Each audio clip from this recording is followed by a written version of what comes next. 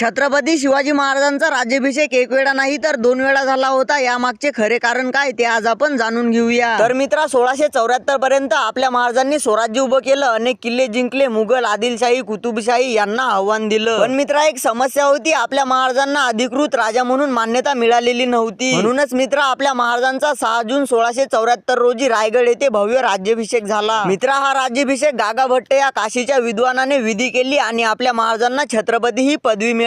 पण मित्रा थोड्याच दिवसांनी वाद सुरू झाला. काही ब्राह्मणांनी प्रश्न उपस्थित केला की आपले महाराज खरे क्षत्रिय आहेत का, आणि मित्रा त्यामुळेच राज्याभिषेकाची वैधता प्रश्नांची झाली. ही समस्या फार गंभीर होती. जर लोकांनी मान्य केलं नसतं तर आपल्या महाराजांचं स्वराज्य कमकुवत झालं असतं. म्हणूनच मित्रा आपल्या महाराजांनी एक दुसरा निर्णय घेतला, पुन्हा राज्याभिषेक करायचा. पण मित्रा यावेळीचा राज्याभिषेक म्हणजेच तांत्रिक आणि शव्य पद्धतीने करण्यात आला. सर्व शंका दूर केल्या. तर मित्रा हा फक्त धार्मिक प्रश्न नव्हता, तर हा राजकीय मुद्द्यांचा प्रश्न होता आणि आपल्या महाराजांना सर्व समाजाचा स्वीकार करायचा होता आणि स्वराज्य मजबूत करायचं होतं. तर मित्रा आपल्या महाराजांनी ते सिद्धही करून दाखवलं. आणि म्हणूनच मित्रा छत्रपती शिवाजी महाराज हे फक्त तलवारीने नाही तर बुद्धी, रणनीती आणि दूरदृष्टीने इतिहास घडवणारे राजा होते. आणि मित्रा तुला आंधी हा तथ्य माहित होता का? कमेंट करून नक्कीच सांग.